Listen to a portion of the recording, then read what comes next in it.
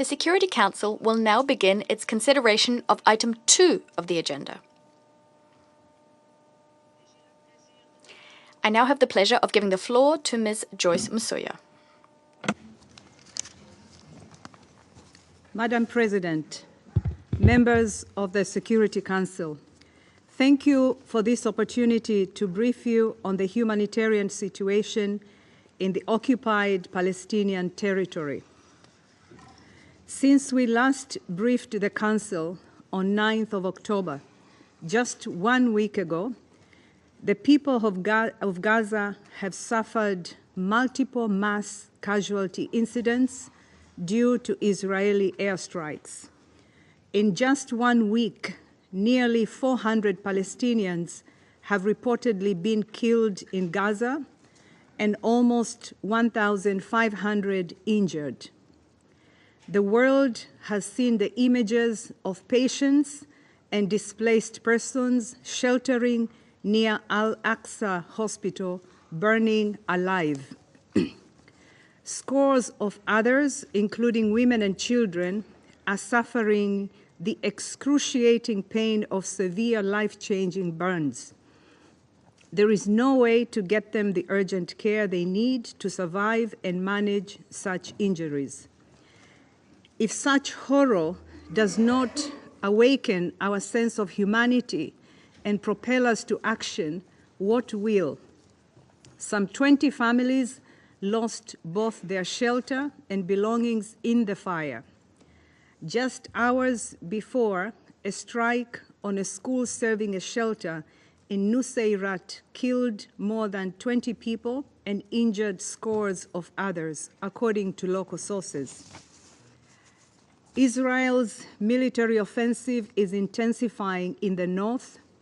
Heavy fighting in and around Jabalia, which is under siege, continues to be reported, as does indiscriminate rocket fire by Palestinian armed groups toward Israel. Since the beginning of October, we estimate that over 55,000 people have been displaced from the Jabalia area, while others remain stranded in their homes with water and food running out. 13 members of a family were killed yesterday after rescue workers were again prevented from reaching the wounded trapped under the rubble who were calling for help after their home was hit. The images emerging from the camp show a traumatized population running for their lives with no safe place to go. Madam President, only 3 of the 10 hospitals in North Gaza Governorate are now operational, and those only at minimum capacity. The facilities are facing dire shortages of fuel, blood, trauma treatment, and medications. Women are giving birth under heavy bombardment. For the 155,000 pregnant and breastfeeding women in Gaza, it is an exhausting and traumatizing experience not knowing where and how to give birth or whether their child will survive. There is no antenatal care, there is no medication, and then there is hunger. Some 11,000 pregnant women are suffering hunger and malnutrition, putting not just their lives at risk, but also the lives of their newborn babies. On 12th of October, an interagency team from the United Nations, an international non-governmental organization, and the Palestine Red Crescent Society was finally able to reach the Kamal Adwan and Al-Sahaba hospitals in northern Gaza after 9 separate attempts where they were denied or impeded by Israeli forces. 9. The team eventually transferred more than a dozen critical patients from Kamal Adwan to Al-Shifa Hospital. Additional patients and their companions who had earlier been transferred to Kamal Adwan from Al-Auda Hospital were also taken to Al-Shifa. The team delivered fuel to keep Kamal Adwan and Al-Auda functioning, as well as fuel and blood units to Al-Sahaba Hospital. But humanitarian aid cannot be provided in one-off batches. The World Health Organization has warned that Kamal Adwan Hospital is overwhelmed, receiving between 50 and 70 newly injured patients each day. These missions were completed amid fierce ongoing hostilities.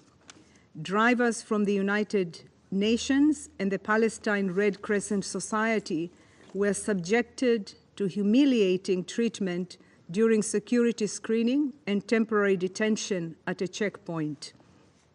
Medical staff kept one child alive by hand pumping oxygen for over 7 hours until they made it through the checkpoint. This gives just a glimpse of the daily work of humanitarians in Gaza. Madam President, no food aid entered northern Gaza from October 2nd to October 15, when a trickle was allowed in and all essential supplies for survival are running out. Distributions of existing food supplies to people in need continue, but these stocks are quickly dwindling. In Gaza City, more than 110,000 meals are distributed each day by at least 10 kitchens, including to support an influx of people displaced from North Gaza Governorate. In North Gaza Governorate, between 11 and 13 October, our partners distributed more than 1,500 food parcels and 1,500 bags of wheat flour to displaced people who were trapped or sheltering in and near schools in Beit Hanom and Beit Lahia. However, there is now barely any food left to distribute, and most bakeries will be forced to shut down again in the next several days without additional fuel. Given the abject conditions and intolerable suffering in northern Gaza, the fact that humanitarian access is nearly non-existent is unquestionable.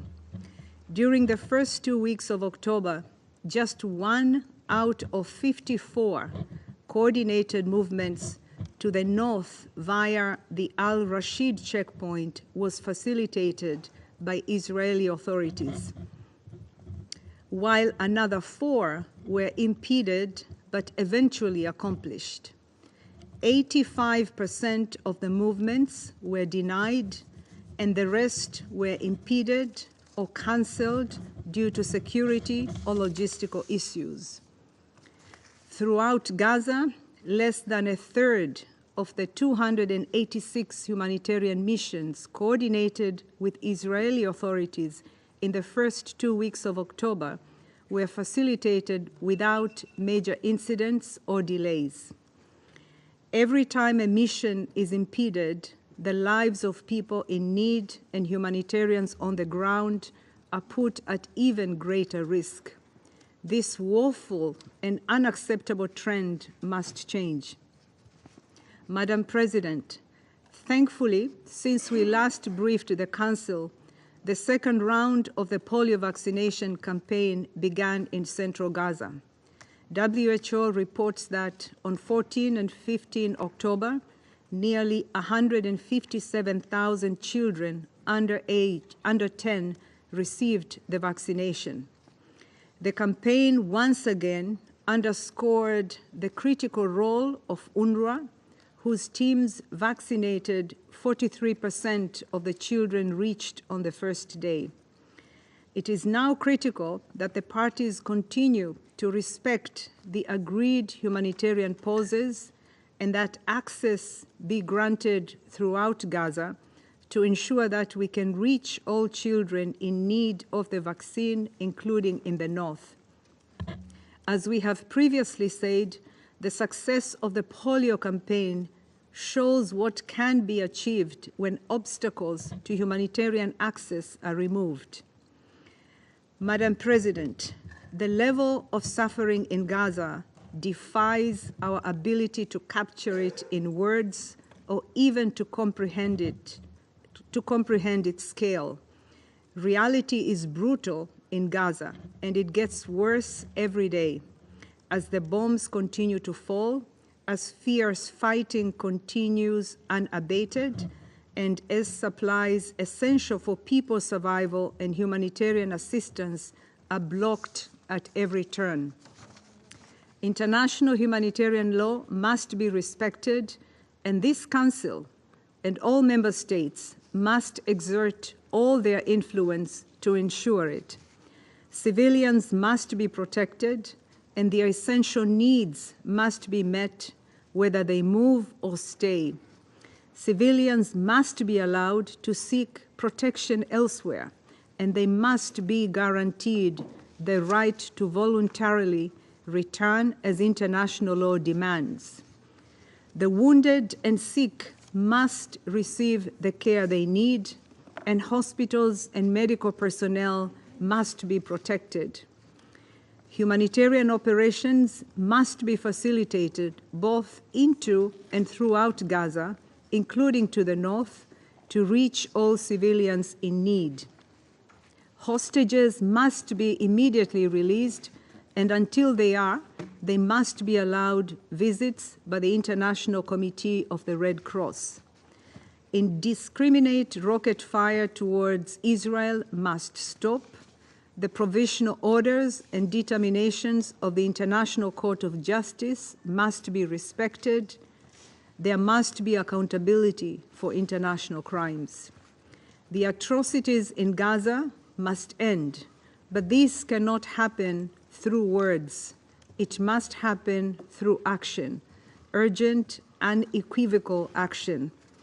We renew our call for urgent diplomatic efforts from across the international community to de-escalate the situation, ensure respect for international law, achieve an immediate ceasefire in Gaza, and agree a path towards sustainable peace. Thank you. Je remercie. I thank Ms. Msuya for her briefing. I will now give the floor to those council members who wish to make statements. I give the floor to the representative of Algeria.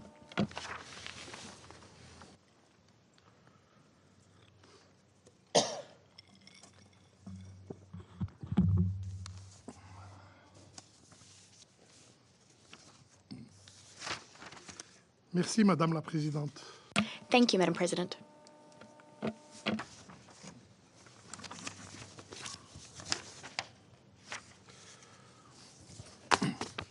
I extend my deepest gratitude to the Swiss presidency for scheduling this meeting swiftly. We have convened today again because the humanitarian crisis in Gaza, particularly in the northern region of the Strip, who has reached a catastrophic level. While the international community celebrates today the World Food Day, Palestinians in Gaza are struggling to find food, basic food. Their present marked by suffering and deprivation, and their future uncertain.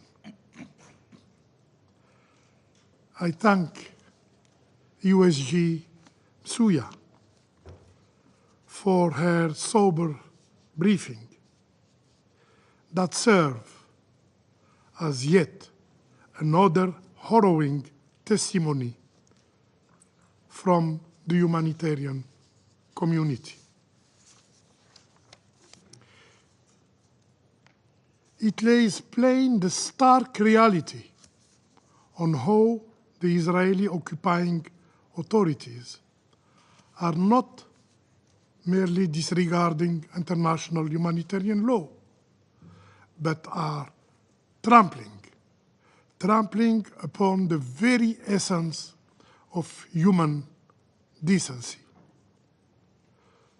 For over a year now, the Palestinian people, especially those in Gaza, have endured suffering beyond imagination. It appears that the sadistic impulses of those responsible within the Israeli authorities knows no bounds when it comes to inflicting torment, inflicting punishment upon the Palestinian civilians. Civilians that must not be a military target. They are protected by the international law. The Israeli occupying power should fulfill its obligation in this regard.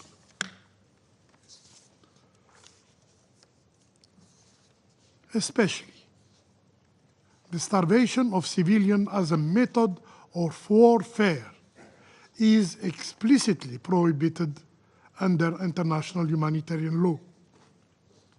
This prohibition extends to depriving civilians of objects necessary for survival and impeding relief supply. Surprisingly, the second vaccination campaign that commenced on October 14 reached more than 157 children on its first 2 days alone. So, how is it possible? How is it possible that we can vaccinate these children, yet we cannot feed them? How can we secure trucks transporting vaccines, but not those carrying essential food? The inevitable conclusion is that this is not a collateral damage, but a deliberate, calculated Israeli policy of starvation of the Palestinian people. Madam President, the International Court of Justice, in its provisional measures, ordered Israel, the occupying power, to, and I quote, take immediate and effective measures to enable the provision of urgently needed basic services and humanitarian assistance to address the adverse conditions of life faced by Palestinians in the Gaza Strip. End of quote. This Council, through Resolution 2728, explicitly reiterate its demand for the lifting of all barriers to the provision of humanitarian assistance at scale. The response from the Israeli occupying power has been nothing short of disdainful.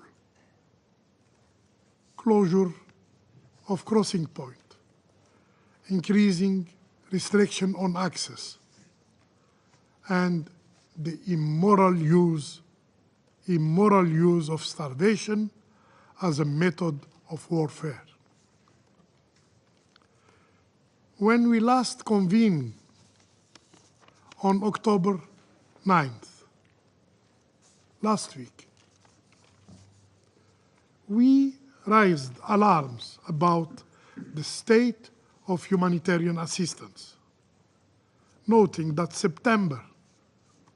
this last month of September, saw the lowest levels of aid since October of the previous year.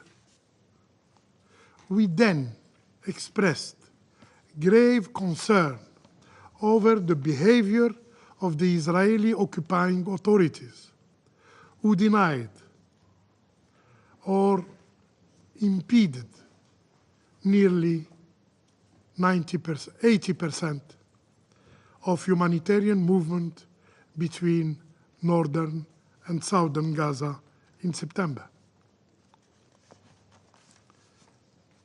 The response of the Israeli authority to our concern? More restriction, more killing of Palestinian civilians. Yesterday alone, 68 of them. In the past week alone, a mere 6 trucks per day have been permitted to enter Gaza. A number so paltry, it borders on the absurd, given the scale of need. Before the crisis, I want to remind that there were more than 500 trucks per day. Madam President, the occupying powers' disregard for Palestinian lives doesn't stop there. They have escalated their tactics, adding new depth of cruelty to their actions. On the night of October 13th, they struck tents in the vicinity of Al-Aqsa Mosque, Al-Aqsa Hospital. The result? At least 4 people burned to death. Burned to death. Yes, you heard correctly. Burned to death. This is the occupiers' perverse demonstration of how sacred they consider human life. They consider Palestinians' life. The situation stands on the brink of further deterioration, with the potential adoption of legislation by the occupying power, halting UNRWA operations. Such acts would strip Gazans of the backbone of humanitarian actions and further complicate the United Nations humanitarian mission. Madam President, it is clear that the Israeli authorities are not listening to anyone. Not the ICG, not the General Assembly, not this very council, not even their closest allies, but this Security Council has the authority and possess the tools to ensure the enforcement of its decision. The time has come for decisive action. The lives of countless civilians, Palestinian civilians, hung in the balance. I thank you. Je remercie le représentant. I thank the representative of Algeria. I now give the floor to the representative of Slovenia. Thank you, Madam President. I also want to thank Acting Under Secretary General Ms. Suja, for her briefing today. Slovenia is a country established on the principle of self-determination. Despite our celebration of independence, a siege is not a foreign word to us. Our capital was under siege during the Second World War for 3 years. In our region, the siege of Sarajevo during the conflict in the 90s was the longest lasting total siege in the contemporary European history. We can associate with the siege and indiscriminate bombing and people being killed in line for food, or population without food, medicine, gas, electricity, and water, population deprived of human dignity. Back then, we declared never again. A siege is not a foreign word to Palestinians. Gaza has been not only under occupation, but under a siege for years, for decades. What we are hearing and witnessing today about Israeli government attitude towards the northern Gaza is a siege within a siege, a total siege of starved and traumatized civilians. Colleagues, this Council has met many times. With a number of meetings we had, Slovenia avoids repeating what our briefers share with us. So today I want to be clear with our messages. We call for an immediate ceasefire. We call for immediate release of hostages. We call for lifting of all barriers to delivery of humanitarian assistance to Gaza. We call for basic humanitarian aid, food, water, fuel, medicine, hygiene material, basic things to be delivered at scale. We call for urgent delivery of winter supplies, again, basic items like proper shelters, warm clothes, and blankets. We call for immediate restoration of food systems and basic services. We call for opening all available routes to and throughout the entire Gaza Strip, including of border crossings to provide humanitarian assistance to all those in need. We call for immediate and sustained access of UN missions to the north. We call for protection of civilians and civilian infrastructure, schools, displacement sites, and healthcare facilities. We call for an end to attacks on healthcare and for addressing critical shortages of essential medicines and equipment. We call for an end to forced displacement, including through evacuation orders. We call for special protection to be granted to women, children, persons with disabilities, older persons, and other persons in vulnerable situations. We call for a fully functioning deconfliction mechanism to ensure safety and humanitarian operations. We call for protection of humanitarian and health workers, including with access to appropriate protection equipment. We call for safety, security, and respect of United Nations, its personnel, and its premises. We call for withdrawal of legislation of UNRWA, which would collapse humanitarian operations in Palestine. We call for respect of international law, particularly international humanitarian law and human rights law. We call for full implementation of Security Council resolutions and ICJ provisional orders which are binding and must be implemented. We call for end of impunity. We call for accountability. We call for security of Israelis and Palestinians. We call for resumption of a meaningful and time-bound political process leading to two-state solution. We call for upholding of the UN Charter, also by this Council. We call for peace. So, colleagues, we will not forget Gaza, and we will not lose hope for this Council to speak with one voice. Thank you. Je remercie le représentant. I thank the representative of Slovenia. I now give the floor to the representative of Guyana. Madam President, at the outset, I express my appreciation to you for responding to the Algerian request to meet with a swiftness matching the urgency of the matter under consideration. I also thank Ms. Msuya for her sobering briefing. Madam President, dear colleagues, each time we meet in the Security Council to discuss the situation in Gaza, we tally the miseries and the unprecedented, including the Palestinians killed, maimed, displaced, orphaned, starved, and detained. And we deplore, demand, and condemn, as we should.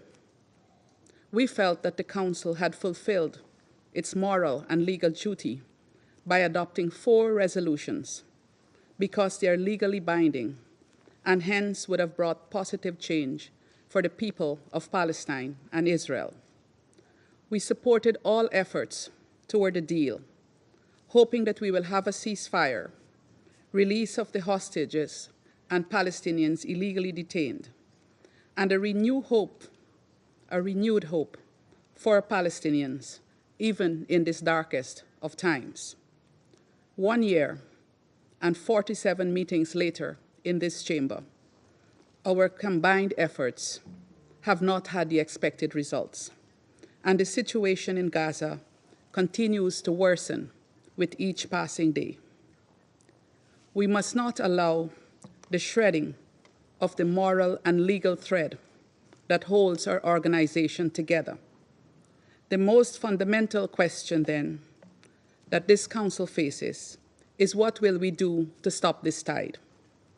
Honest answers to this question, with strong political will, would no doubt engender the kind of action needed to save the lives of the millions of civilians in Gaza and in the occupied West Bank, including East Jerusalem, who have no escape.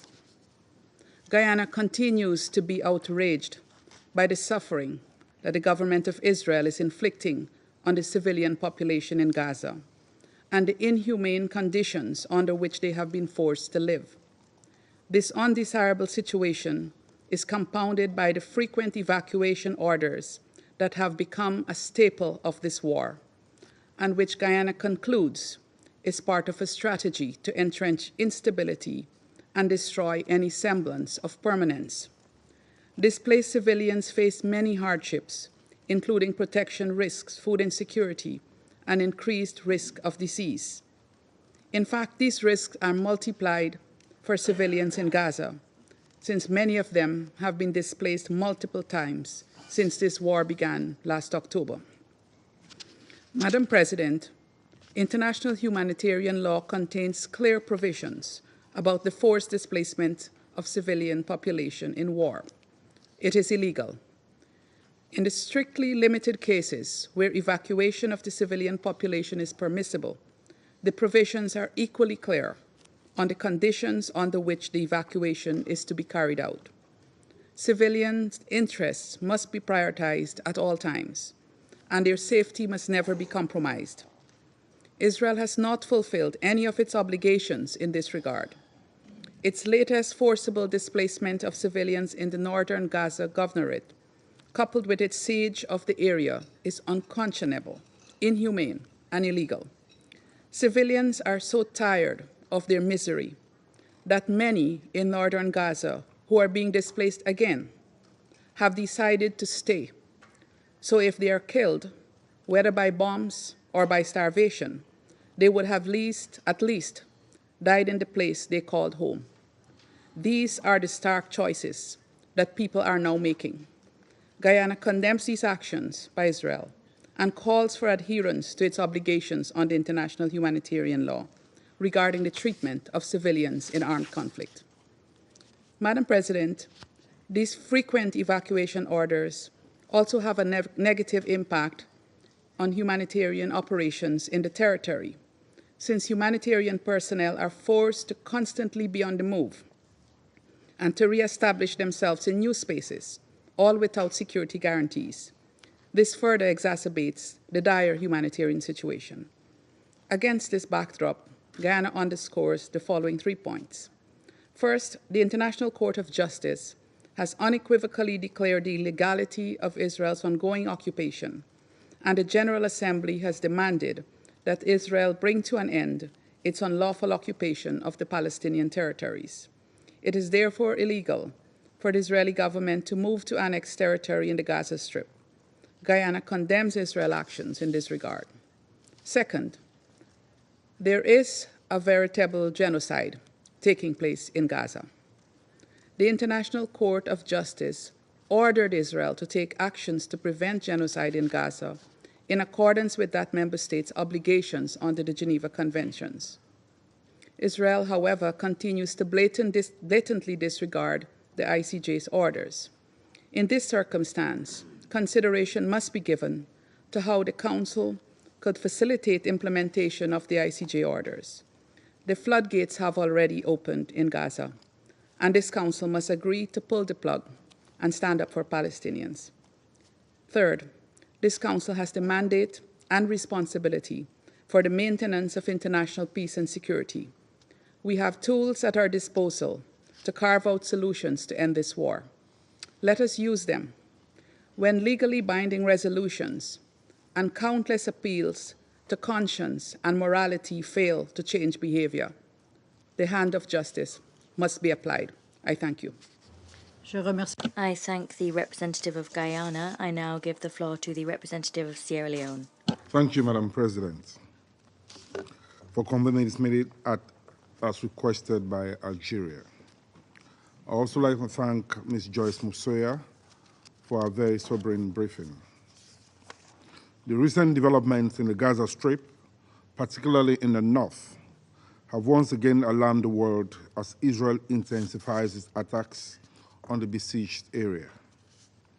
It has been a year of immense suffering for the population of Gaza, with collective punishment, use of starvation as a weapon of war, multiple displacement with no access to shelter, health care, and school for the pupils and students. Living in Gaza has meant enduring death, destruction, and untold human suffering.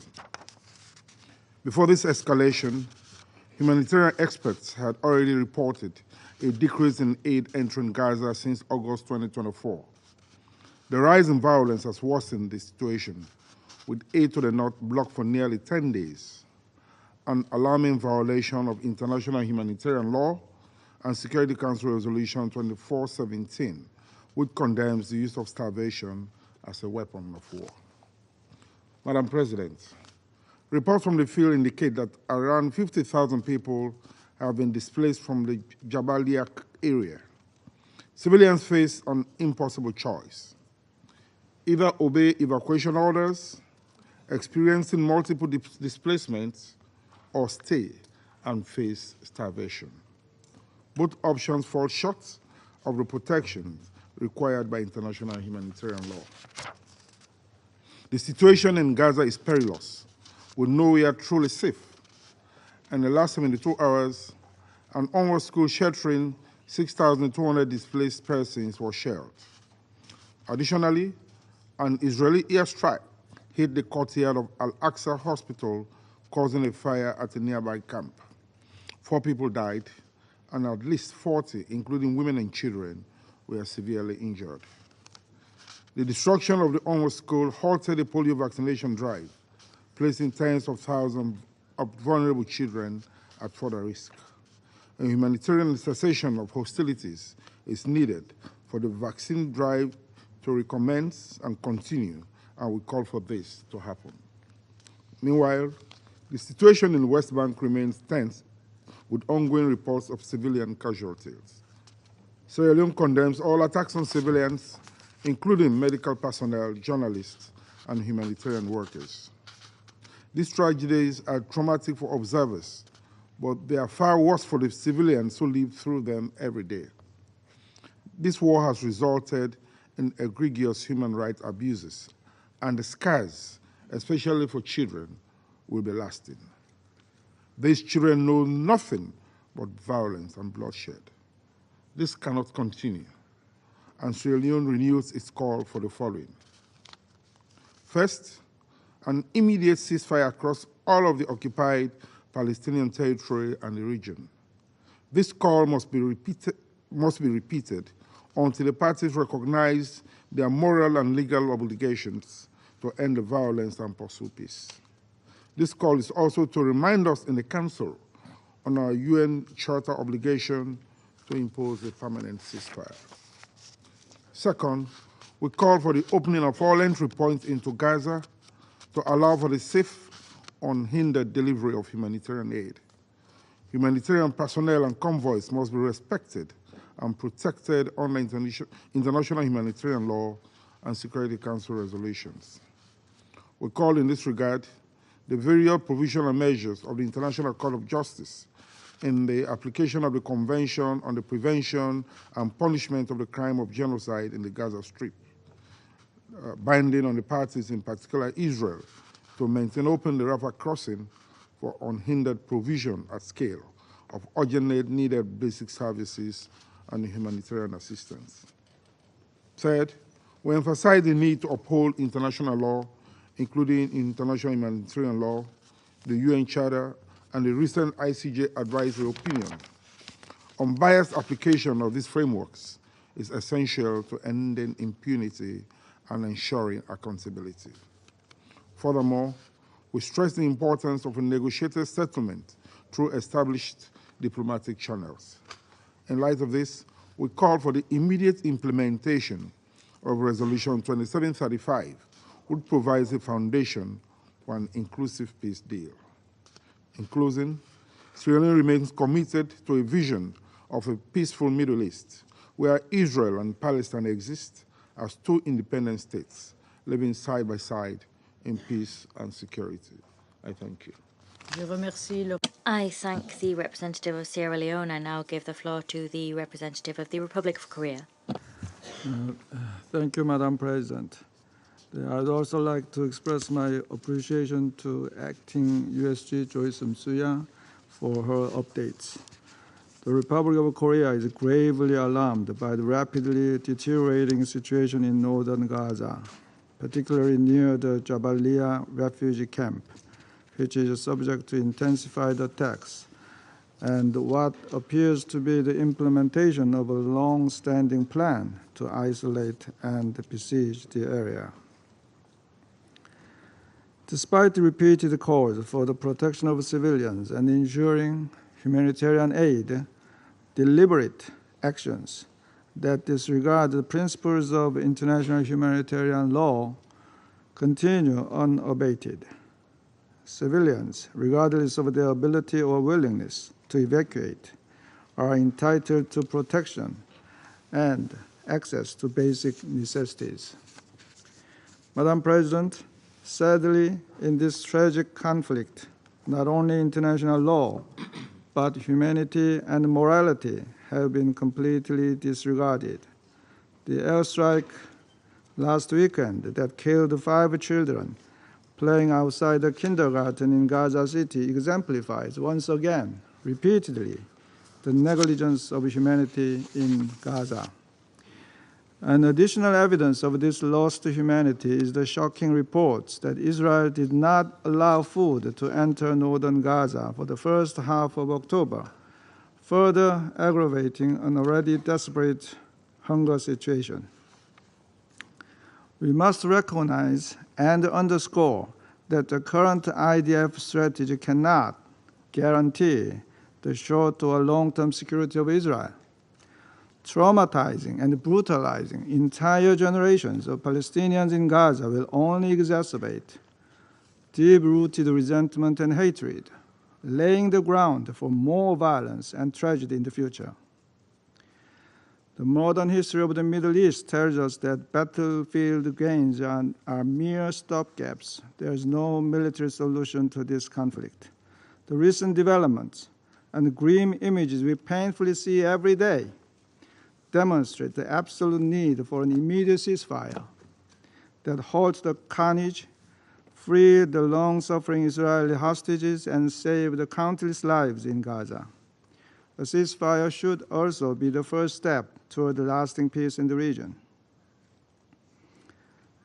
Madam President, last month we saw the power of political will through the relative success of the first phase of polio vaccination campaign, with the second phase beginning on Monday under fire. An immediate ceasefire, or at the very least, a humanitarian pause throughout Gaza must be urgently implemented. We sincerely hope that Israel can demonstrate to the rest of the world that they have not lost humanity for their neighbors by proving that they are actually implementing necessary measures to protect civilians. Thus, we urge all parties, especially Israel, to immediately recalibrate toward peace, beginning with the ceasefire, the sole way for a durable solution to this extraordinarily merciless conflict. I thank you, Madam President. I thank the representative of the Republic of Korea and now give the floor to the representative of France. Madam President, I thank Ms. Masuya for her briefing. As we've just heard, the humanitarian situation in Gaza is catastrophic. France condemns the Israeli strikes on civilian infrastructure, and we call upon Israel to guarantee the protection of all civilians in accordance with international humanitarian law. We express our alarm at the extremely grave nature of the situation in the north of Gaza. There, the Israeli army has, for several days now, been conducting an operation. The human toll is already very heavy. Almost 300 victims and 100 people have been wounded in a week, according to local authorities. The delivery of aid is hampered. New evacuation orders have been issued, despite the fact that any forced displacement would constitute a grave violation of international law. Israeli authorities must lift the obstacles hindering the delivery of aid. Access has never been as restricted as since the start of the conflict. France calls upon Israel to cease projects aiming to criminalize UNRWA's activities and to prevent the office from operating in the OPTs in their entirety. That would only worsen a humanitarian situation which is already catastrophic. We reaffirm our support for UNRWA as well as for the implementation of the recommendations contained in the Colonna report. War in Gaza must stop now. That is the only way of effectively responding to the humanitarian tragedy underway. We can no longer accept that humanitarian tragedy as an inevitable fact. There needs to be an immediate permanent ceasefire, the release of all hostages, as well as the delivery at scale of humanitarian aid. France has relentlessly condemned the terrorist attacks perpetrated by Hamas and other terrorist groups on the 7th of October 2023. We continue our efforts to implement the two-state solution, and we will continue to work on this task, including within the Security Council. Measures aiming to weaken the Palestinian Authority must stop. France calls upon Israel to stop hindering the transfer of Palestinian Authority revenues. We support a Palestinian Authority which is reformed and able to shoulder its responsibilities across the Palestinian territory in its entirety, including in the Gaza Strip. We must also address the war currently playing out in Lebanon. The humanitarian situation is worsening as a result of the intensification of Israeli strikes. There too, we need to see an immediate ceasefire. It is high time to fully and comprehensively implement Resolution 1701 to achieve a long-term solution along the Blue Line, which would guarantee respect for the security of both Israel and Lebanon. Finally, and above all, we must avoid a regional conflagration. In this connection, France condemned Hezbollah's attack against a military base in Binyamana, which claimed the lives of 4 people and wounded several tens of people. We recall our unwavering commitment to Israel's security. Hezbollah's attacks against Israeli territory must stop. I thank you. I thank the representative of France, and I now give the floor to the representative of the United States. Thank you, Madam President. And thank you, Acting Undersecretary General Masuya, for your sobering and detailed briefing of the situation on the ground. Colleagues, this weekend, like so many of you, like so many people around the world, I watched in horror as images from central Gaza poured across my screen. Images of what appeared to be displaced civilians burning alive following an Israeli airstrike. There are no words, simply no words to describe what we saw. Israel has a responsibility to do everything possible to avoid civilian casualties, even if Hamas was operating near the hospital in an attempt to use civilians as human shields. We've made this clear to Israel. Just as we've made clear to the Israeli government at the highest levels that it must do more to address the intolerable and catastrophic humanitarian crisis in Gaza. Some recent U.S. diplomacy has been discussed in the press. For the first time in weeks, the Erez crossing in northern Gaza has reopened, and Israeli authorities have committed to allow UN trucks to enter northern Gaza through at least one other route. Several dozen trucks of aid have entered northern Gaza for the first time in several weeks. But that's not enough. Many, many more deliveries are needed, and we will continue to push for that. In southern Gaza, we understand that UN convoys will be able to use a new route pending repairs, and that the IDF has committed to take steps to help secure delivery routes against armed gangs involved in violent looting, and will do so on a sustained basis. Israel is also working with the World Food Program on a plan to improve humanitarian infrastructure across the Gaza Strip, which, if implemented, could lead to the additional delivery of desperately needed food aid. A second round of polio vaccination is also underway in the south and will soon begin in the north. It is crucial that Jabalia camp is included in this effort. Colleagues, we know that commitments must be followed through on, and that the progress we've seen since last week is insufficient. And so for our part, the United States will continue to make the following clear. Food and supplies must be surged into Gaza immediately, and there must be humanitarian pauses across Gaza to allow for vaccinations and the delivery and distribution of humanitarian aid. A quote-unquote policy of starvation in northern Gaza would be horrific and unacceptable, and would have implications under international law and U.S. law. The government of Israel has said that this is not their policy, that food and other essential supplies will not be cut off, and we will be watching to see that Israel's actions on the ground match this statement. Colleagues, we also remain gravely concerned by the evacuation orders issued by Israel in northern Gaza and are monitoring the implementation of these orders closely.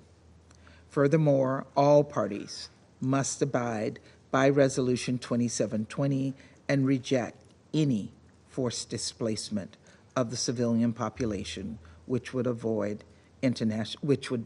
international law.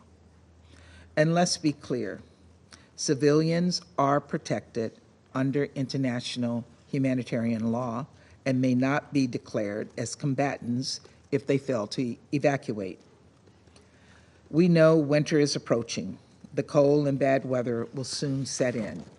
1 year into the fighting, with Hamas substantially degraded, Israeli authorities should be working with the UN and the international community on a plan for civilians to move inland.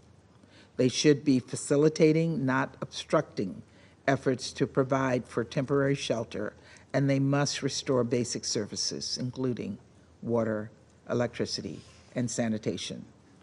I repeat, the United States calls for this work to begin now.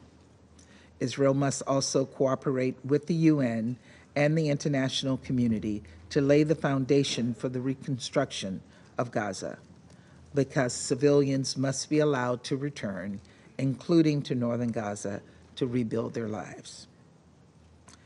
That can be hard to imagine at a moment of so much suffering and pain, death and destruction. But we must continue to work toward a future where people can rebuild and where people can heal. And for that to happen, there must be a durable peace. And as we've said many times, a ceasefire with the release of all hostages could start today if Hamas, which set this conflict into motion and has no concern for the well-being of Palestinians in Gaza, would accept the deal on the table. It could happen today. Colleagues, I was devastated by the new details from Hirsch Goldberg Poland's parents that they shared about their son's execution. How Hirsch's limp body was found on his knees in a tunnel beneath Gaza, a bullet through his skull. How he attempted to lift up his arm, his only arm, to shield himself from the bullet that ended his promising young life. I urge some members of this council to stop turning a blind eye to Hamas's depraved deeds. Its acts of terror, its hostage-taking, its obstruction of a ceasefire deal, its use of civilians as human shields. And I urge members of this council to continue to focus on direct diplomatic initiatives that can save the lives of innocent people who did not start this war and cannot end it, but who bear the cost of it. We must all support the UN as it works with Israel to step up delivery and improve the humanitarian response efforts. This council has an important role to play, but ultimately, as I've said previously, actions on the ground more than discussions here in New York are what will bring real progress. That has been the focus of U.S. diplomacy and will continue to be our focus in the months ahead.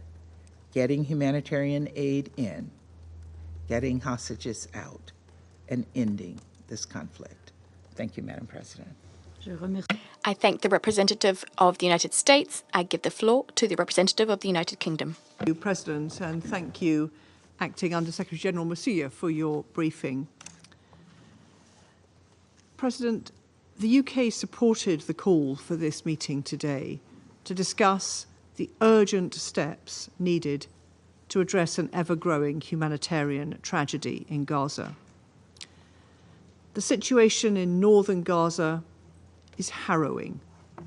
Approximately 400,000 Gazans have been ordered to evacuate the north and move southwards to the IDF-designated humanitarian zone. Many of these people will already have been displaced, some many times over, and are desperately searching for refuge. But there are no safe places in Gaza. Just this week, we saw horrifying images following the Israeli strike on Al-Aqsa Hospital inside the IDF-designated humanitarian zone. Those who decide to move face intimidation, active fighting zones, and the threat of continued airstrikes. Those who stay face extreme hunger and appalling conditions without access to basic services or healthcare. In the first half of October, no food aid was delivered to northern Gaza, with Israeli authorities denying or impeding the vast majority of humanitarian movements between north and south. We expect October to see the least aid enter Gaza since the beginning of the conflict, lower even than September. Families in Gaza are facing a second winter with even less resilience and fewer resources. This is unconscionable. Israel must comply fully with international humanitarian law and ensure sufficient aid reaches all parts of Gaza. We also reiterate our concern at legislative proposals seeking to undermine UNRWA, which is vital to the humanitarian response in Gaza. Let me be clear. Northern Gaza must not be cut off from the south. Palestinian civilians, including those evacuated from northern Gaza, must be permitted to return to their communities and rebuild. There must be no forcible transfer of Gazans from or within Gaza, nor any reduction in the territory of the Gaza Strip. We need to see an immediate ceasefire to bring this devastating conflict to an end.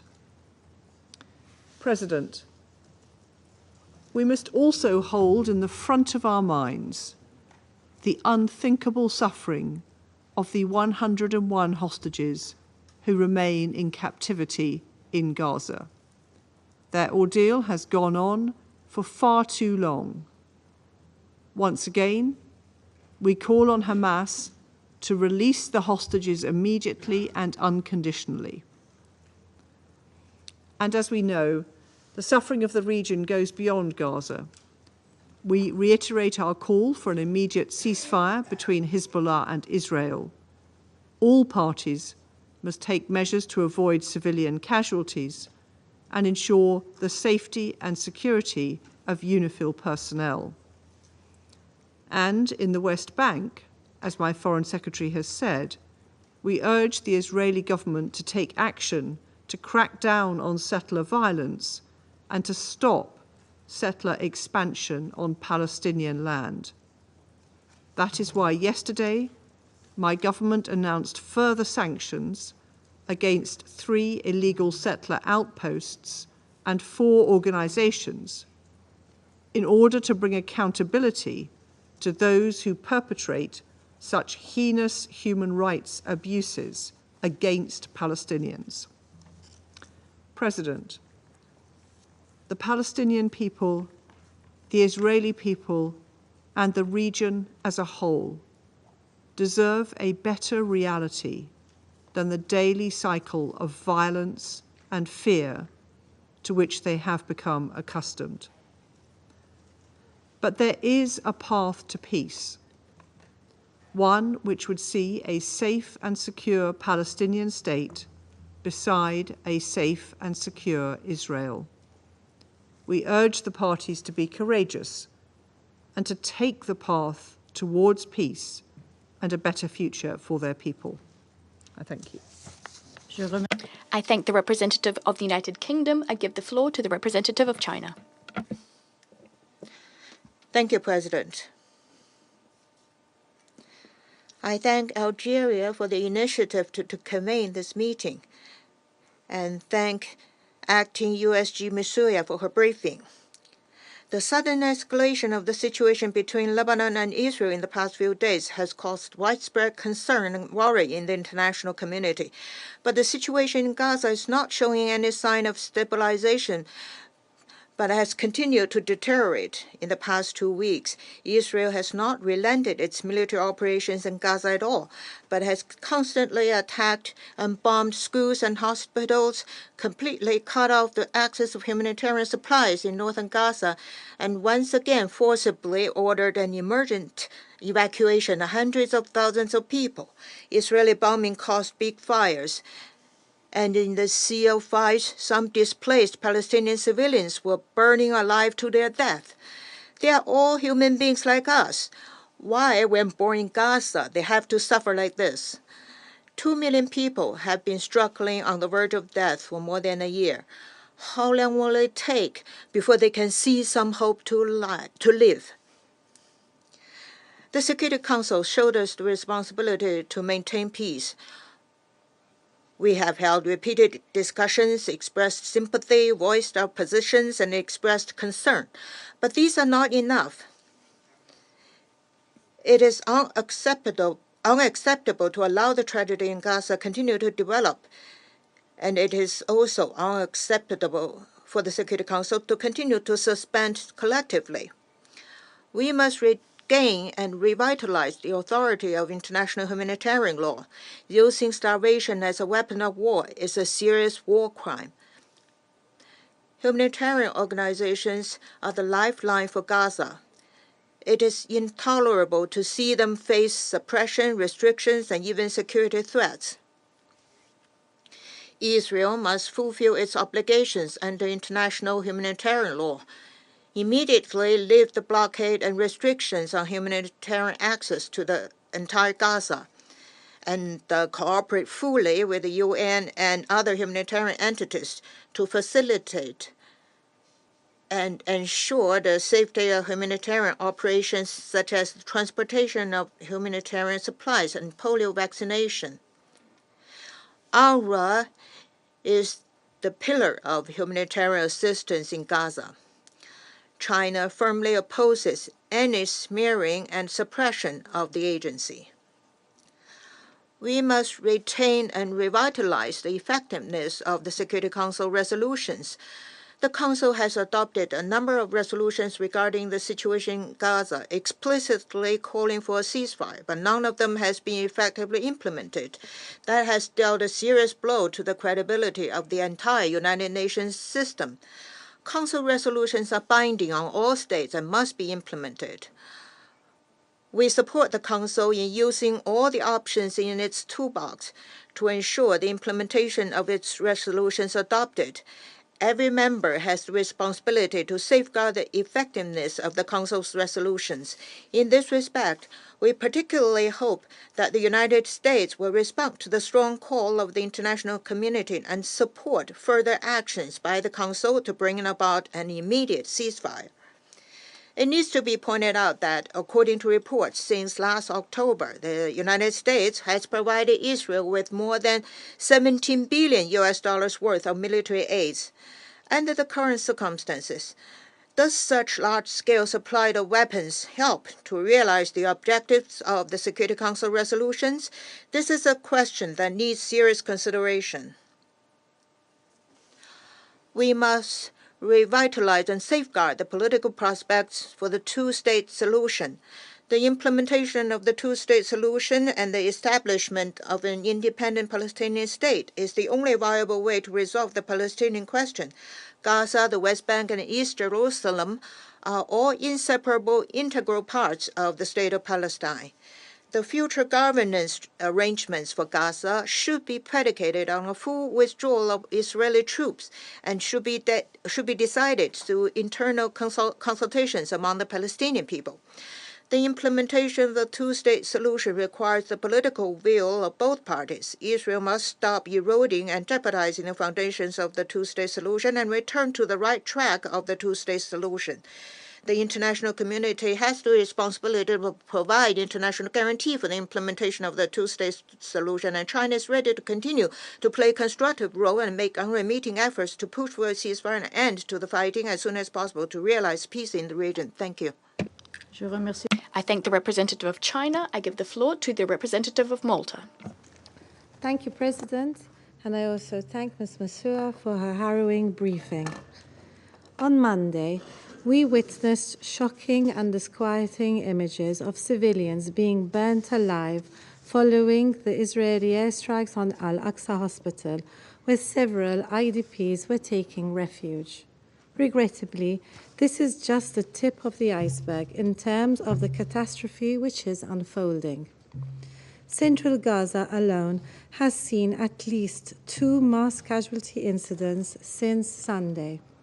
In northern Gaza, the siege has intensified, cutting off food and aid to the area and forcing over 50,000 people from Jabalia camp to be displaced once more. Such levels of suffering must not be normalized or justified. The devastating consequences of this violence have exacted a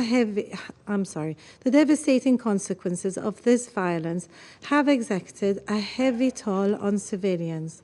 The cost in human lives is staggering. In the last week alone, 379 Palestinians have been killed and over 1,400 injured in Gaza. These are not just statistics. They represent human beings, families, communities, and futures that have been torn apart. Malta urgently calls for an immediate and permanent ceasefire. Hostages must be released unconditionally. Humanitarian aid must be allowed to flow without obstruction. All crossing points for aid must be opened without any more delays. We strongly condemn all actions that target civilians and civilian infrastructure. It is essential that all parties, without exception, adhere to the principles of international law. They must make sure that military action and hostilities do not further entrench the suffering of civilians. No food has entered North Gaza for more than 12 days, with the World Food Programme once more warning of famine engulfing the population. The population is being deprived of basic necessities, including healthcare. Hospitals in North Gaza are operating at minimum capacity. Those being once again forcibly displaced from the north have nowhere to go, as bombardment continues across the Strip. Hospitals, schools, and places of worship are often targeted, depriving civilians of any potential sanctuary. With nowhere safe to go, we have heard that some have chosen to die at home. International humanitarian law is unequivocal. Forced displacement is prohibited. Civilians must be safeguarded at all times, and those who choose to remain in their homes must be guaranteed access to essential resources and services. Malta reiterates its call for the immediate and full implementation of the International Court of Justice's order on provisional measures and emphasizes that international law is binding on all states. Despite the severe insecurity and violence, the second round of polio vaccines have started to be administered on Monday. We pay tribute to the brave workers from WHO, UNICEF, and UNRWA, who aim to vaccinate over 590,000 children in the coming days. We also strive to ensure that children in Gaza are protected in the long term, where not only physical care, but only psychological support will be needed. There is no actor which is better placed to ensure this than UNRWA. Yet, the agency is facing a multitude of challenges, including strikes on its premises, such as the Al-Mufti School, which was shelled on 13th October. 22 Palestinians, including 15 children, were killed in that attack. It is concerning that legislation affecting the agency is being considered by the Israeli Knesset, which is seeking to halt UNRWA's operation in the OPT, including East Jerusalem. UNRWA is a pillar of humanitarian efforts and regional stability. Without its continued presence, the consequences will be devastating for millions who rely on its services. We once again call for the shelving of this legislation to ensure that UNRWA can continue its vital work in line with its mandate adopted by the General Assembly with overwhelming majority. President, the time for rhetoric has long passed. The situation is unsustainable. The stories are heart-wrenching. The violence must end. The situation in the West Bank also remains alarming, particularly the financial situation of the Palestinian Authority, the increase in illegal settlements and settler violence, the situation of Palestinians in East Jerusalem, and the threats to the long-established but fragile status quo on Jerusalem's holy sites also deserved our undivided attention. These challenges and the conflict's expansion into Lebanon may engulf the region. This Council has the tools and responsibility to act decisively and effectively. By pursuing a regional ceasefire, upholding international law, and working towards a credible and irreversible realization of the two-state solution, we can chart a path to peace that is both just and lasting. The world is watching, and we must not fail it. Thank you. I thank the representative of Malta. I give the floor to Mozambique. Thank you, Madam President. We thank the Switzerland's presidency for promptly convening this briefing, and to Algeria for calling our collective responsibility in addressing the dire situation in Gaza. We also thank Ms. Joyce Msuya, Acting Under Secretary General, for providing comprehensive information on the latest situation in Gaza. Madam President, the Middle East region, particularly the Gaza Strip, demands the unwavering attention of this Council. The situation in Gaza has reached a critical juncture with ongoing military operations and an escalating humanitarian crisis that can no longer be ignored. Recent reports paint a harrowing picture of the northern Gaza Strip. The relentless Israel bombardment continues unabated, resulting in mounting civilian casualties and widespread destruction of infrastructure. The statement from Doctors Without Borders detailing the entrapment of their staff members in Jabalia and the reported casualties at Al-Yemen Al-Said Hospital underscores the dire circumstances faced by both civilians and humanitarian workers. The death toll and displacement figures in Gaza are rising at an alarming rate. The scenario described by major humanitarian actors, including the United Nations, can only be characterized as catastrophic.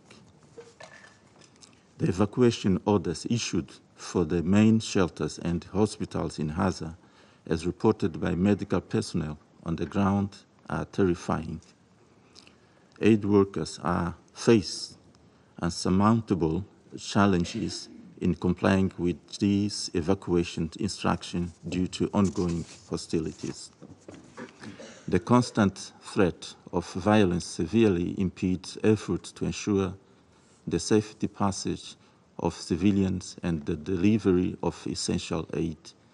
The humanitarian crisis is therefore deepening, with food and water becoming increasingly scarce. Madam President, this Council adopted Resolution 2720 in December 2023 in response to the Gaza Strip worsening humanitarian crisis. This action underscored the urgent need for immediate, safe, and unhindered delivery of humanitarian assistance to the Palestinian civilian population throughout Gaza. We again call upon all parties to urgently implement this critical resolution. The dire situation demands immediate and decisive international action to safeguard the lives of those affected in full accordance with relevant international norms. This Council bears the moral and the primary responsibility to act swiftly and decisively. We cannot overstate the urgency. Lives are at stake. Madam President, ceasefire is not merely necessary. It is imperative to prevent further loss of life and facilitate delivery of humanitarian aid to those in desperate need. Every moment of continued fighting exacerbates this crisis. The international community must act swiftly to bring about peaceful resolution. In light of the rapidly deteriorating situation in Gaza, we reiterate our call for the Security Council to explore viable alternatives to address this crisis. To this end, we propose the following actions. First, intensify diplomatic efforts to bring all parties to the negotiating table, engaging influential nations, including members of this Council, to leverage their influence to de-escalate the conflict. Second, demand an immediate and comprehensive ceasefire to halt all hostilities, protect civilians' lives, release hostages, and all other held in captivity. Third, establish and enforce safe and secure humanitarian corridors to ensure the delivery of essential aid and medical supplies to affected populations, including facilitating the planned second phase of polio vaccination. This necessitates the rigorous enforcement of international laws prohibiting the obstruction of aid delivery. Fourth, strengthen existing Security Council resolutions, particularly 2720, 2735, by adopting more robust and enforceable measures that mandate immediate and hindered humanitarian access to Gaza. Lastly, encourage and facilitate political dialogue between the conflicting parties to address the root causes of the conflict and work towards a sustainable peace agreement. Madam President, we hope that these actions could not only alleviate the immediate suffering of the people in Gaza and pave the way for long-term stability and peace in the region. This includes the realization of the two-state solution, which the UN Secretary General has rightly identified as the only way to avoid endless cycles of fear, hatred, and violence. The time for decisive action is now. History will judge us harshly for any further inaction in the face of this humanitarian catastrophe. I thank you, Madam President. I thank the representative of Mozambique. I give the floor to the Russian Federation. Madam President, we support Algeria's initiative to hold this Emergency Security Council meeting to discuss the unbearable humanitarian situation in the north of the Gaza Strip. We'd like to thank the acting head of OCHA, Joyce Msuya, for her overview of the human tragedy unfolding before our very eyes. Given that for over 12 months we've seen incessant bombing by Israel's Air Force, the humanitarian situation in the enclave is truly horrific. The number of people killed, wounded, and maimed, these civilians, including women and children, is staggering. In the last 24 hours alone, 55 Palestinians were killed. Over 229 were wounded. The scale of starvation is shocking. Gaza's entire population is in need of emergency food aid. Mass displacement and evacuation orders have become mundane, although there is basically nowhere left to flee. In different parts of the Strip, schools, hospitals, and refugee camps are being shelled. The US media is quoting volunteer doctors working in Gazan hospitals. According to their witness accounts, practically daily they are seeing cases of gunshot wounds to the heads among minors between the ages of 2 and 12. It would appear then that the UN flag is not only failing to protect the civilian population, humanitarian workers, and civilian social infrastructure, but this flag is also seemingly becoming a direct target for the IDF. All humanitarian workers, including today's briefer, are stating in unison that there is nowhere in Gaza that's safe. This is not a figure of speech, it's a bitter reality. Madam President, for 2 weeks now, the international community has looked on as the Israeli military has conducted intensive airstrikes and a military ground operation in the northern Gaza Strip. We're receiving reports about hundreds of Palestinians killed, including children. Just a few days ago, on the 13th of October, yet another outrageous airstrike was conducted by the Israeli Air Force on schools in the Nuseirat refugee camp. As a result, a minimum of 22 people died, including 15 children and women. 80 people received wounds to varying degrees of severity. Another 5 minors became victims of an airstrike on the Al-Shati camp in the north of the enclave. The IDP has been conducting a military operation, a siege of the Jabalia camp for over a week now.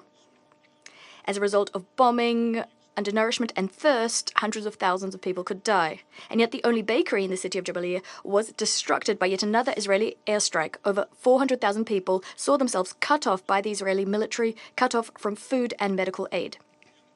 And this at a time when the WFP is not delivering foodstuffs to the northern Gaza Strip.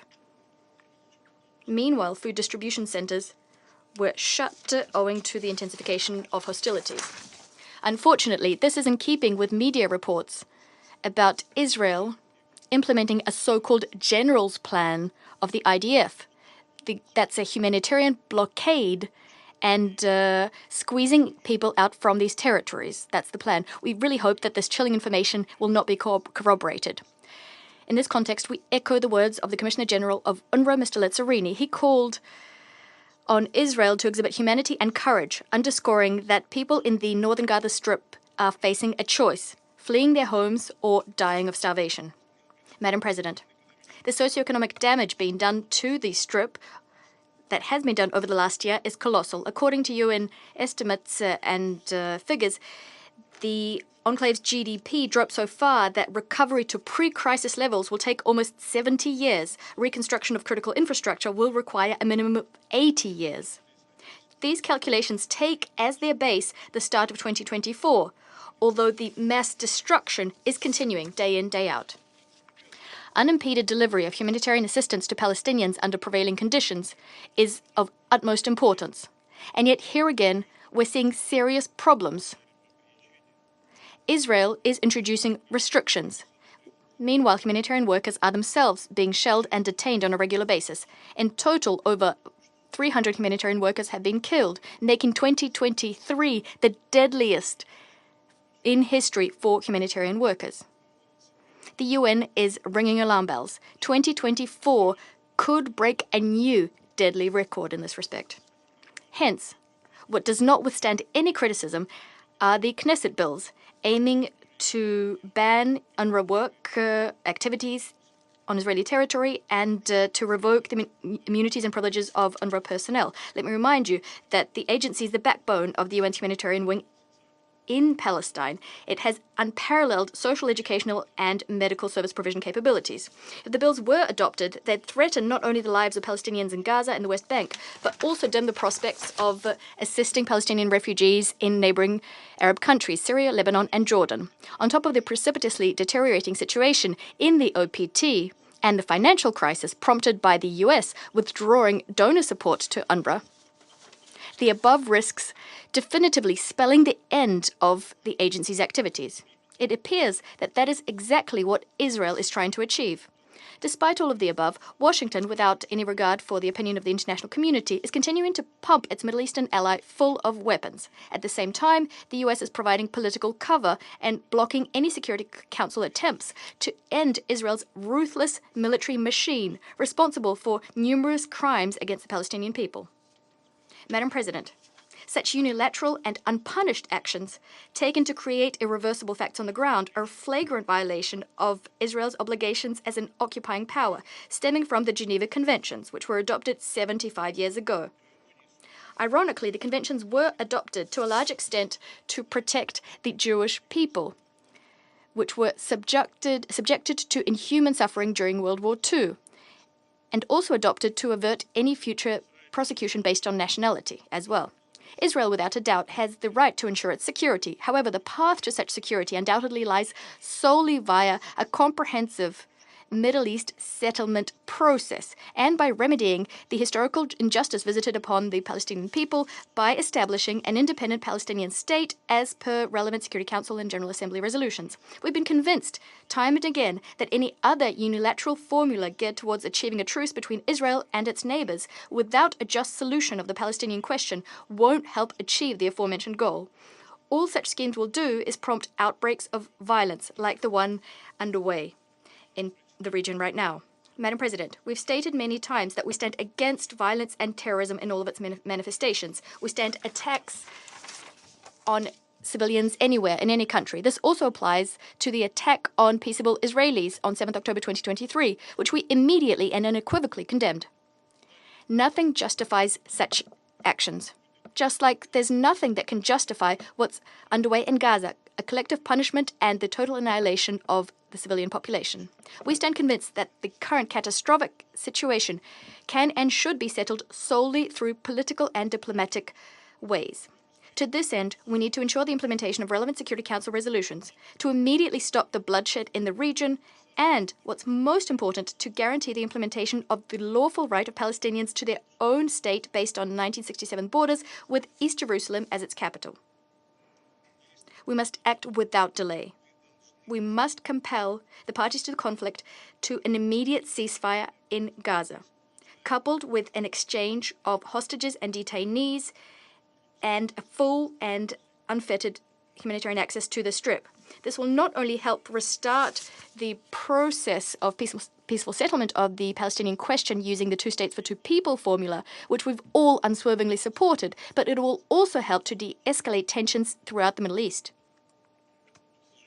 Regrettably, the Resolution 2735, adopted in June at the insistence of our US colleagues, cannot achieve a ceasefire because it hinges on the outcome of a somewhat dubious negotiation process which isn't actually underway at present. We'd like to believe that Washington will at last recognize this obvious fact and will stop sabotaging relevant Security Council initiatives in future. We stand ready to support any such initiatives. I'd like to remind you that the Security Council has levers and necessary and time-tested toolkits to tackle these tasks. We're all very familiar with such toolkits. All we need to do is to muster the political will to finally set aside narrow geopolitical interests and to clearly and unambiguously demand an immediate ceasefire. We see that all Security Council members, bar one, are ready to do so. We don't understand why the remaining members of the Security Council have to share responsibility for the madness underway in Gaza, if it is only one member that's stopping us from ending this madness. So we'd like to ask all those who will be taking the floor after we do, not to limit themselves to general appeals to the Security Council, but to personalize their reproaches, addressing it to the state which is personally responsible. I thank you. I thank the representative of the Russian Federation. I invite the representative of Ecuador to take the floor. Thank you, Madam President. Allow me to begin by thanking the acting USG for Humanitarian Affairs and Emergency Relief Coordinator, Ms. Joyce Masuya. I thank her for the sober report with which we have just been furnished. Ecuador reiterates its unwavering support for OCHA's work. President, as we have heard, hostilities continue, and the humanitarian situation, which was already extremely difficult, is worsening yet further still, particularly in the north of the Strip. This Council, through its resolutions, has called for the adequate and timely delivery of humanitarian aid, and has provided even for the creation of a mechanism to ease and expedite the entry of that aid into and its distribution in Gaza that should be implemented without restrictions. The adoption of immediate measures which would guarantee the provision of basic services and humanitarian aid was also ordered by the International Court of Justice in the provisional measures handed down at the beginning of this year. The senior humanitarian and reconstruction coordinator for Gaza has been working since January and has presented to the Council periodic reports on her work. The requirement that she continue to do so was extended only a few weeks ago with the support of all Council members. However, in order to implement the mandates and resolutions, the expressions of support will not suffice. It is crucial that we see political will of all parties. Above all, what we need is a ceasefire in Gaza. As such, we must ensure compliance with Resolution 2735, a resolution which calls for the immediate ceasefire, the release of hostages, and the delivery of humanitarian aid in an adequate and timely fashion. As I indicated last week, Madam President, this crisis does not only demand an urgent response, rather it also requires sustained support on the support of the international community to alleviate the suffering and of the Israelis and Palestinians and protect their fundamental human rights. We must also crucially bear in mind that respecting the norms of international humanitarian law is not optional, neither does it depend on reciprocity. Breaking international law has grave international responsibilities, which we cannot ignore. Today, however, we have heard about forced displacements, the impediments to humanitarian access, and famine in the north of Gaza. All of this runs counter to international humanitarian law. Consequently, we should today recall that the Security Council resolutions and orders of the International Court of Justice must be upheld always, without exception, in this and in all cases. Colleagues, I wish to conclude this statement by reiterating my country's condemnation of the terrorist attacks perpetrated by Hamas on the 7th of October 2023. Those attacks were the immediate cause of the current violence. I reiterate our demand that all hostages be immediately and unconditionally released. I wish to conclude reaffirming Ecuador's commitment to working towards a peaceful, lasting and just solution for the parties, with the existence of two states, Palestine and Israel, on the basis of 1967 lines and relevant resolutions. Thank you. I thank the representative of Ecuador, and I now give the floor to the representative of Japan. Thank you, Madam President. I also thank Acting USG Musia for her update on the grim reality on the ground. The situation in Gaza remains desperate, with no end in sight. We are now entering a second year of devastation since the horrific attack by Hamas and others on October 7th. Japan once again firmly condemns the attack and the hostage-taking of Hamas and demands that all remaining hostages be immediately released.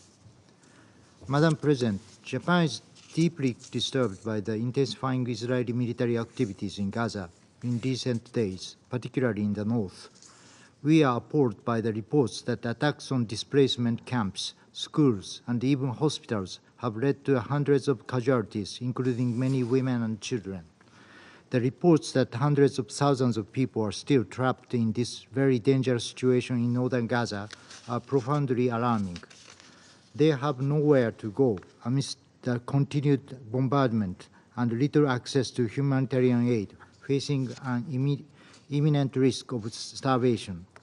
Moreover, Israel's repeated evacuation orders have pushed the Palestinians in northern Gaza to the south, causing yet another massive displacement. We amplify our strong demand that all parties to the conflict must act in accordance with the international law, including international humanitarian law. Civilians and civilian objects must be protected, and safe and unhindered access to humanitarian aid must be guaranteed at all times. Madam President, one glimmer hope is the success of the second round of the polio vaccination campaign so far. We are grateful to the UN agencies and personnel involved while taking note of the coordination efforts by COGAT. We urge all parties to ensure the campaign can be safely completed so that this disease no longer threatens the children of Gaza and the region. The vaccination effort demonstrates two things. First, it shows what can be achieved when the parties work together to save innocent civilians rather than keeping them in the crossfire and depriving them of basic human necessities and dignity. Second, it shows the indispensable role that UNRWA is playing on the ground. The agency must be allowed to operate. We again expressed our grave concern about the bills proposed in the Israeli Knesset that would undermine its work and jeopardize essential services for millions of vulnerable Palestinian refugees. Madam President, as we all know, only a ceasefire can end this humanitarian catastrophe. The deal outlined in the Security Council Resolution 2735 would allow for the release of all hostages, immediate ceasefire, and delivery of humanitarian aid to Palestinians at scale. It has been on the table for months, and the importance of this resolution remains unchanged. We strongly hope the tireless mediation efforts of the United States, Egypt, and Qatar would persuade the parties to finally accept and implement it straight away. A ceasefire and release of hostages are absolute prerequisite for the cessation of the ongoing human tragedies. What we see in front of us are not inevitable facts. They are human-made tragedies. All concerned actors must work relentlessly to bring a halt to the fighting. Japan will spare no diplomatic effort to that end. I thank you, Madam President. Je remercie le représentant du Japon. I thank the representative of Japan. I will now make a statement as the representative of Switzerland. Mes collègues. Much like my colleagues before me, I'd like to thank the Acting Undersecretary General of OCHA, Ms. Msuya, for her briefing on the catastrophic situation in Gaza. And this in all the fundamental areas: food security, health, and education. The level of suffering is difficult to capture in words. That is what Ms. Msuya said. I think that will stay with us.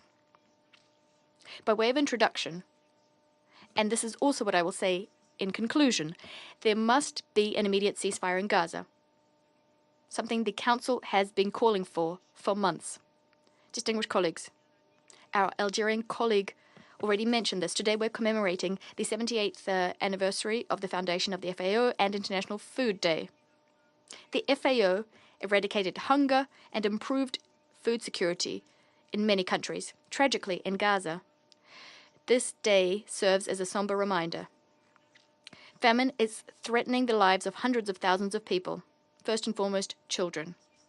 Switzerland would like to recall that Resolution 2417, adopted by the Security Council, strongly condemns, and here I quote, the unlawful denial of humanitarian access and the deprivation of civilians of objects indispensable to their survival, end of quote. The Rome Statute considers the use of starvation as a method of warfare to be a war crime, and states that those responsible must be brought to justice. In Gaza, civilians, including nearly 400,000 people in the northern Gaza Strip, only have international humanitarian law to shield behind. It's therefore essential for the parties to implement this law. The threats facing these civilians are facing are terrifying. Schools have become shelters and they're being bombed. That was the case with Jabalia last weekend. The same applies to hospital complexes. The almost total denial of humanitarian aid is exposing civilians to epidemics of a bygone era, not to mention the fact that children haven't gone to school for over a year now. This compels us to confront a number of questions. Is the delivery of humanitarian aid aimed at combating food security among Gaza's population? Are these deliveries being deliberately obstructed? Are the new evacuation orders issued by Israel to hundreds and thousands of men, women, and children, are they an attempt to introduce permanent changes in the occupied Palestinian territory? Switzerland would like to remind everyone that such measures would be illegal under international humanitarian law. Having said that, Hamas continues to fire rockets at Israel, including as far as Tel Aviv. This we condemn. The humanitarian situation of the hostages who are still alive, is also catastrophic. We strongly condemn these atrocious acts of terror committed by Hamas on October 7th. We also called for the immediate and unconditional release of hostages. We will continue to do so. We've said it time and time again. All of the parties, including Hamas and other armed groups in the Gaza Strip, must uphold international humanitarian law. However, Hamas's vile crimes in no way suspend Israel's obligation to unswervingly comply with international humanitarian law. Israel must urgently and vigorously take effective measures to provide basic services and emergency humanitarian aid to Palestinians in Gaza, as required by the International Court of Justice. We'd like to recall that this is an obligation under international humanitarian law. To this end, only close collaboration between Israel and specialized humanitarian agencies can help ensure the safe, rapid, and unfettered delivery of humanitarian aid to civilians in need. Switzerland applauds the work of these agencies, including UNRWA, the WHO, and UNICEF. The agencies which carried out the first phase of polio vaccinations, and this under extremely difficult conditions over the last month. Humanitarian agencies must be able to operate in a safe humanitarian space so as to conduct their work, including the second phase of the vaccination campaign scheduled this week. The attacks faced by humanitarian workers during hostilities, but also in the media, are unacceptable. The Security Council has unanimously reaffirmed its support for the Secretary General and UN personnel, including humanitarian and peacekeeping personnel, who are operating under these particularly hostile conditions. Given the massive escalation of violence in the occupied Palestinian territory and the wider region, respect for international humanitarian law and the implementation of Security Council resolutions are fundamental and indispensable milestones for de-escalation on the path to peace. Peace must be based on a two-state solution. So once again, let me repeat what I said earlier. There must be an immediate ceasefire in Gaza, as the Security Council has been calling for months now. This must happen now. Switzerland stands ready to engage with other members of the Council, working together to take the necessary steps to achieve this. I thank you. I resume my function as President of the Council. I now give the floor to the Permanent Observer of the Observer State of Palestine. Madam President, I want to thank Algeria for asking for the urgent convening of this meeting on behalf of the Arab group. And we also want to thank you and the members of the Security Council for your swift convening of this meeting. And also I want to add my voice to all of you who have thanked the briefing of the acting USG of OCHA. Madam President, the genocide is underway in the Gaza Strip. Israel feels more emboldened than ever, and the Palestinian people and the Lebanese people are paying with their lives the price of this impunity.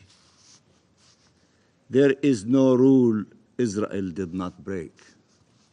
There is no red line Israel did not cross.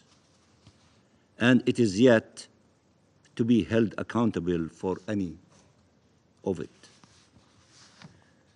It is this impunity, while committing atrocities, that explains Israel's latest plan to achieve what has been its goal all along.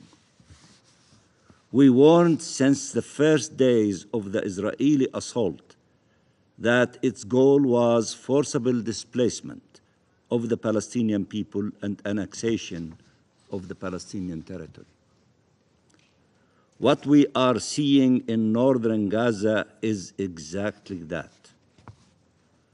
400,000 Palestinians besieged and bombed and starved, left with a choice: to stay in the north and die in the bombings or from starvation, or leave to face death elsewhere. The so-called general's plan, Israeli general's plan, is in motion. Any Palestinian that stays in the north is considered a legitimate military target. All are hostages and bargaining chips. That is not war. I repeat, this is not war. These are crimes. This is genocide.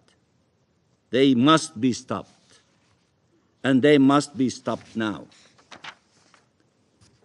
Madam President, Israel is repeating the same pattern over and over again. Deny protected status to all those that international law were enacted to protect, notably civilians, including children and humanitarians. Deny humanitarian aid, including the most vital for the survival of the population. Destroy all civilian infrastructure and all conditions of life. Displace the population over and over and over again, while making sure they have nowhere to go and that anywhere and everywhere they go, they are not safe. Kill at will and explain that it is never your fault. Madam President, look at what Israel did with UNIFIL. We told you to leave. If you stay, you can be attacked. Outrageous argument, and yet that is what happened repeatedly. And that is what the Israeli Prime Minister and war criminal said himself. So if they can use this argument against a UN force, deployed and mandated by this Council. What chance do Palestinian and now Lebanese civilians stand when faced with the same logic? Leave or turn into a legitimate military target. Leave or die, and very often leave and die. Israel has declared an all-out war against the Palestinian people, and its attacks against the UN are an integral part of this war. To destroy the conditions of life in Gaza, Israel needs to make sure no one can help restore them, even minimally. Israel's attack against UNRWA is part of its assault against the Palestine refugees it serves and the Palestinian civilian population it is trying to help survive. It is genocide. Cold-blooded, planned, and executed genocide for the perpetrators. Burning, terrifying, harrowing genocide for the victims. What is happening in northern Gaza now is another level of monstrosity.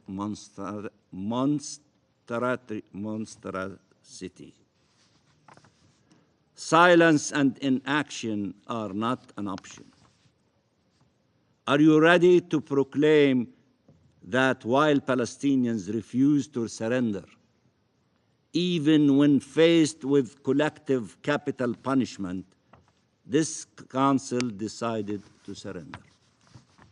We know that many members around this table refuse to do so, and we count on them today to fight back with the tools provided by the Charter and by the law to combat those who are obliterating the Charter and the law. This is the responsibility of the Council and of each and every state around the world. The matter is straightforward, plain and simple. The massacres have to stop. Cease fire now. No delay and no condition. And life-saving assistance must immediately reach the civilian population in Gaza, notably northern Gaza. No delay and no excuses.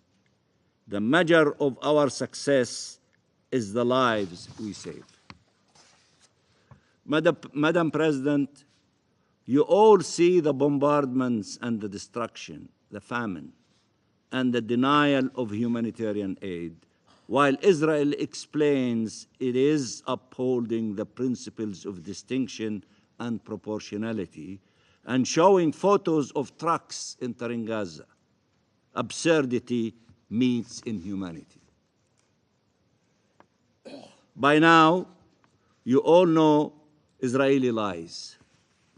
You all know Israel is committing war crimes and crimes against humanity. By now, you are witnesses of the genocide, whether you recognize it yet or will recognize it later. Enough is enough.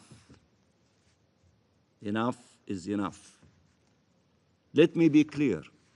A member of these United Nations that has committed such egregious, repeated, and prolonged breaches of its charter, that has committed such atrocities, and that has attacked the UN, declaring the Secretary General persona non grata, that has killed and maimed UN staff and attacked UN headquarters and shelters, and is openly attempting to destroy a UN agency, and continuously inciting against the UN, and that now has added attacking UN peacekeepers to the list, such a member has nothing to do among us and has already surrendered its membership by violating every single obligation and commitment that comes with it.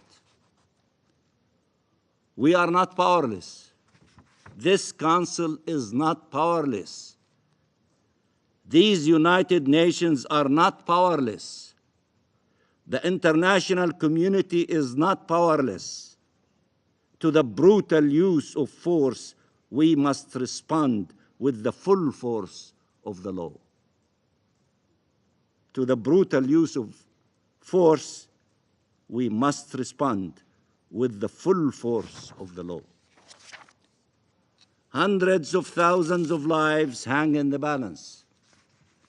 The future of our region hangs in the balance. The future of our international law-based order hangs in the balance. The safety of millions of civilians in the region hangs in the balance. Regional and international peace and security hang in the balance. This is worth fighting for. Don't surrender to the fire. Don't surrender to the arsonist. It is time to fight back, or the whole region will go up in flames. Humanity must prevail over this inhumanity. And for the record, let me state once again, we are for the protection of all civilians and against harming any civilian. But Palestinian civilians are not less civilian, and their lives are not less worthy of protection. We want a Middle East where all states live in peace and security, but that must include the Palestinian state. We want peace, but the only path to peace is through freedom for the Palestinian people and respect for their right to self-determination. We are for respect for international law by all and for the benefit of all. Stop the genocide. Stop the genocide. End this occupation-made famine and humanitarian crisis. Let people return to where their homes once stood and their communities once lived, to resume their lives and rebuild what can be, to mourn and try to restore life. Free prisoners and hostages. Let families reunite in life and not death, and let them try to the extent possible to heal. Help us chart a path away from occupation and wars. Help us achieve freedom, justice, and peace, so these horrors can never occur again. Never again. It is time to act. Anything else is complicity and surrender. The Palestinian people enduring hell did not surrender. Neither should you. Thank you, Madam President. I thank the permanent observer of the Observer State of Palestine for their statement. I give the floor to the representative of Israel. Thank you, Madam President. 376 days since the largest slaughter of Jews since the Holocaust. For 376 days, 101 human beings, men, women, children, elderly, have been tormented by Hamas terrorists in their terror dungeons. Over the weekend, another brutal assault struck Israel. A Hezbollah drone attacked the northern city of Binyamina, leaving over 60 injured and claiming the lives of 4 of our bravest heroes. Just days later, on Tuesday, a terrorist opened fire on a crowd of civilians near Yavne, in the center of Israel, murdering a police officer and injuring 4 others. It was only through the heroic actions of an armed civilian nearby that this did not become a massacre on an unimaginable scale. While we confronted terrorists on the ground, Hezbollah launched 320 missiles and drones on Yom Kippur, the holiest day for the Jewish people. hitting a nursing home in central Israel in the city of Herzliya. Today we are discussing the humanitarian situation in Gaza, while Israeli civilians are being targeted daily by those who seek our destruction. The Council has managed to convene just a single session on our hostages in 376 days, a small gesture considering the suffering and loss we continue to endure. And still, so many Council members barely mention the hostages as an afterthought, if at all. Hirsch Goldberg, Pauline's mother, Rachel, spoke of the conditions they found their son, along with the 5 other hostages who were executed by Hamas with bullets to the back of their head. She revealed that, and I quote, "He had bullet wounds in his shoulder, neck, and back of the head.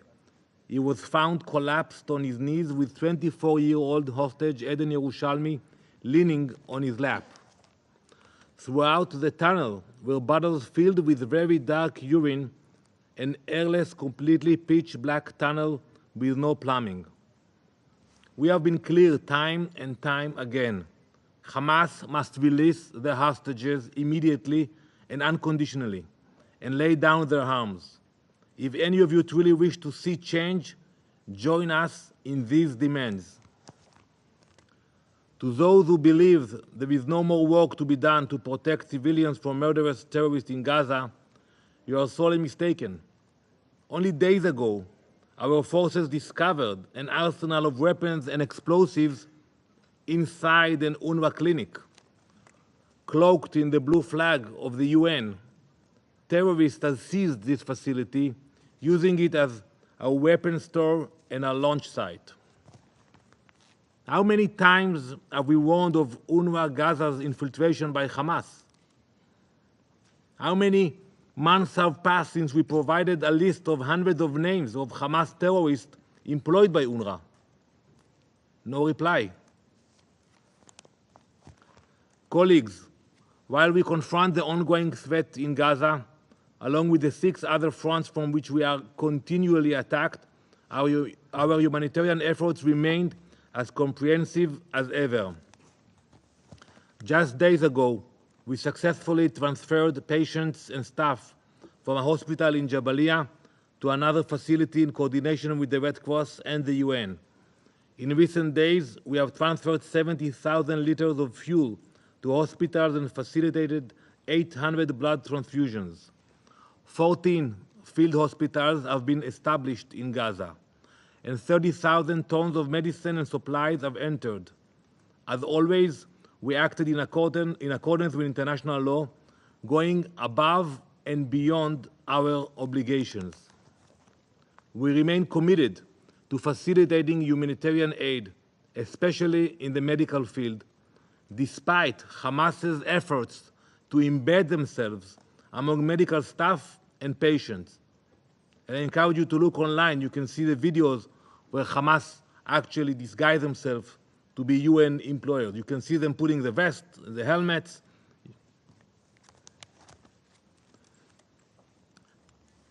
Only 72 hours ago, the second polio vaccination campaign began in collaboration with UNICEF and WHO.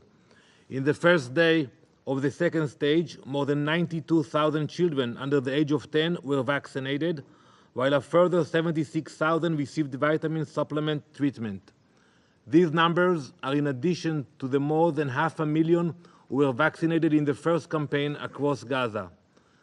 These efforts are in response to arising needs, and additional to the more than 1 million tons of aid delivered into Gaza, of which 700,000 is food aid.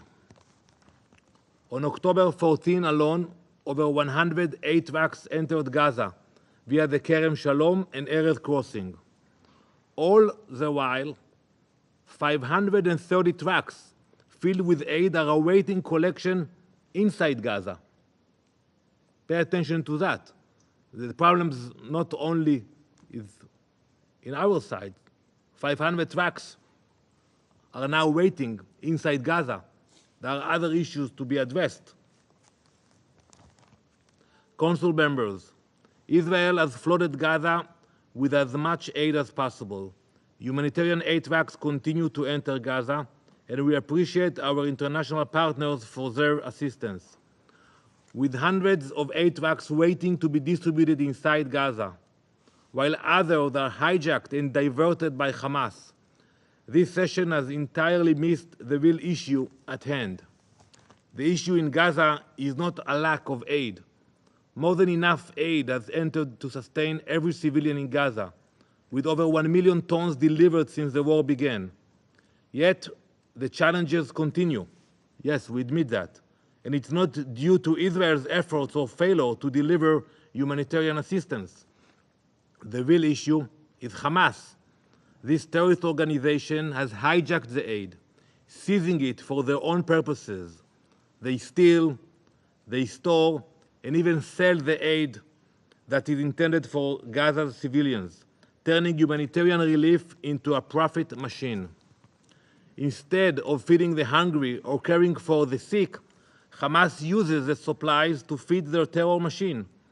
Hamas's exploitation of international goodwill is not new, but the scale of their corruption and violence against their own people is staggering. Aid that should be in the hands of families in need is instead being funneled into the pockets of terrorists, with supplies either stored in secret caches or sold on the black market to enrich their leaders.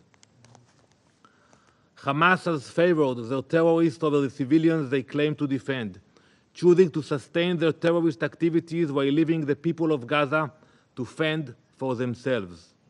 Israel, along with our international partners, continue to flood Gaza with aid, but it will never reach all those in need as long as Hamas remains in power. Hamas has weaponized the humanitarian situation, exploiting every opportunity to strengthen their hold while their own people suffer. This makes it incredibly difficult to ensure that the aid reaches its intended recipients.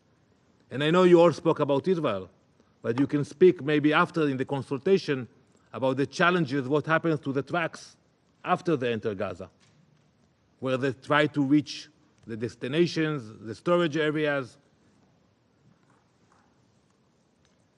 Israel remains committed to working with our partners to deliver humanitarian assistance, even under these dangerous and morally reprehensible conditions. As I've said before, it is far easier to criticize the democratic nation defending itself than to hold the terrorists accountable. But what is easy is rarely right. Hamas moves through evacuation routes, hides in humanitarian zones, and uses civilians as human shields. Madam President, I envision a future Gaza, one where aid reaches those it is intended for, where humanitarian agencies are not fronts for terrorists, and where the people of Gaza can live without fear of Hamas. I know that many Council members share this vision, but it cannot be realized with Hamas in power. We will not wait for another October 7. We will not wait while Hamas plots our destruction. We will act, and we will act with the principles and morals that guide our nation. I thank you, Madam President. Je remercie le représentant. I thank the representative of Israel for their statement. I invite the representative of Mauritania to take the floor. Thank you, Madam President. First, I'd like to thank Madam Missouya for her briefing. Madam President, the Arab Group thanks you for holding this meeting to resume our discussion on the situation in the Middle East, including the question of Palestine. We would also like to thank Algeria for requesting this meeting, which is being held just 1 week after the Council met to discuss the same item and the same topic. But the Council once again failed to take effective action to put an end to the ongoing war of genocide against unarmed civilians in the Gaza Strip. We come back again as we witness escalating developments on the ground in the Gaza Strip. And as we see rising numbers of civilians rising numbers of victims among civilians, children, women, and the elderly. As we see a confirmation of the intentions of the occupying power, and as the international community and this Council continue to remain silent. Israel, over the past few days, has continued the usual type of massacres that have killed over 200 unarmed Palestinians. In the past few days, they were slaughtered in the streets, they were burnt in the hospitals, and they were buried under the rubble of residential buildings. And the occupying forces seem to take pleasure in the suffering of the victims as Israel continues to issue orders for evacuation so that it would isolate the residents of the Gaza Strip in certain areas so that it could exterminate them completely.